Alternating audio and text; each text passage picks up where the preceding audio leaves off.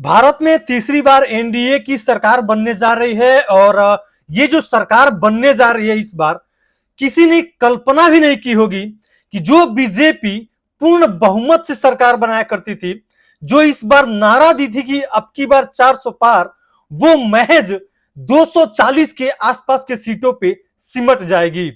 ऐसा ना तो आपने कल्पना किया होगा और ना ही पूरी भारत की जनता ने यह कल्पना किया होगा कि जो बीजेपी की स्थिति है वो महज 250 के अंदर ही सिमट जाएगी।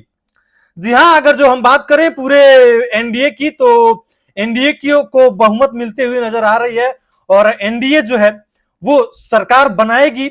लेकिन बीजेपी का जो नारा था 400 पार का, वो महज 240 के आसपास, 240 42 के आसपास ही सिमट गया है।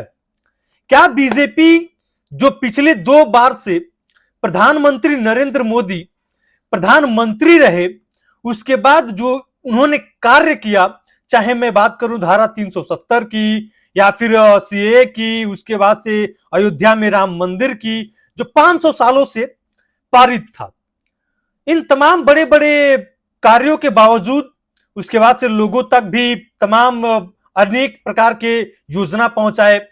उसके बाद से भी जो प्रधानमंत्री नरेंद्र मोदी हैं वो 2024 की सरकार अपने दम पे नहीं बना पा रहे हैं। अपने साथियों का, अपने एनडीए में जो पार्टियां हैं उनका समर्थन लेना पड़ रहा है। तो क्या भारत की जो जनता ये एक जोरदार तमाचा दी है, क्या वो सही है? क्या भारत के प्रधानमंत्री उस लायक भी नहीं थे कि अपने दम पे, अपने काबिलियत के दम पे, अपने भारत के विकास के दम पे सरकार बना पाए? भारत का विकास जो है वो लगभग लोगों का मानना है कि हुआ है। और खास करके अगर जो हम बात करें यूपी की, तो जिस यूपी में सपा जो है, सपा की सरकारें चली हैं, योगी आदित्यनाथ की सरकार चल रही है, उस योगी आदित्यनाथ के गढ़ में सपा जो है वो 38 सीटें पाता है। और वहीं जो बीजेपी है, जो बीजेपी ने ये माना जा रहा है कि बीजेपी के वजह से राम मंदिर का निर्माण हुआ है, उस बीजेपी को महज 32 सीटें ही मिली हैं। जी हां, आप सही सुन रहे हैं। उस बीजेपी को उत्तर प्रदेश में इतनी बड़ी हानि देखने को मिली है कि आप सोच भी नहीं सकते हैं।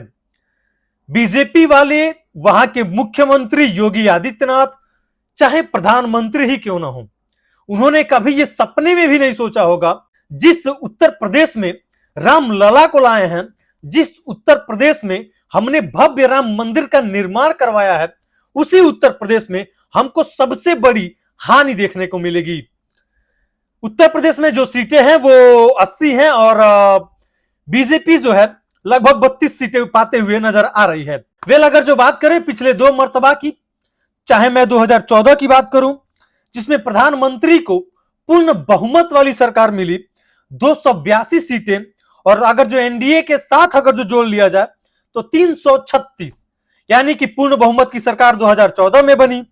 उसके बाद से 2019 में इन्होंने 303 सीटें हासिल की।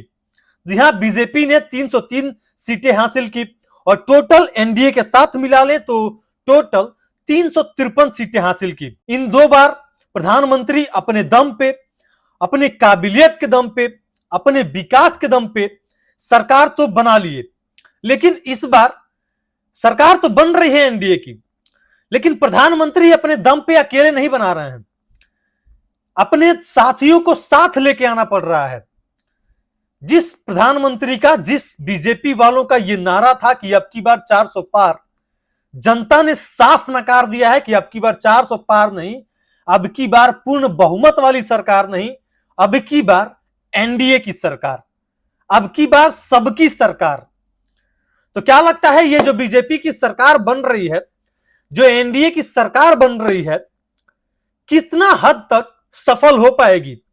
क्योंकि अगर जो किसी ने भी इधर उधर किया, चाहे मैं नीतीश चाचा की बात क्यों ना कर लूं, नीतीश चाचा अगर जो इधर उधर हुए, जैसे आमतौर पे उन्हें देखा जाता है पलटी मारते हुए, अगर जो कहीं जो नीतीश चाचा पलटी मार दिए और चले गए एनडीए गठबंधन वालों के साथ, तो भैया फिर से जो है, जो भारत के यशस्वी प्रधानमंत्री श्री नरेंद्र दामोदर दास मोदी हैं, उनका सपना जो है वो कहीं ना कहीं अधूरा हो जाएगा। वेल अब देखना यह होगा कि प्रधानमंत्री नरेंद्र मोदी अपने सभी साथियों को, सारे एनडीए गठबंधन वालों को, उनको कैसे साथ लेके चलते हैं, या फिर कोई जो पार्टी, अगर जो खासतौर पे हम बात करें नीतीश कुमार की, अगर जो इन्होंने पलटी मारा तो अब वो दिन दूर नहीं है जब भारत का प्रधानमंत्री कोई और होगा।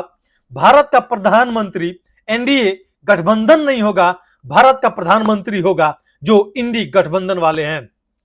बाकी आपको क्या लगता है कि बीजेपी का जो नारा था 400 पार का और 240 तक ही सिमट गई, कौन सी ऐसी बड़ी कारण है जिसके वजह से बीजेपी वालों को उत्तर प्रदेश में या फिर पूरे भारत में इतनी बड़ी हानि देखने को मिली है?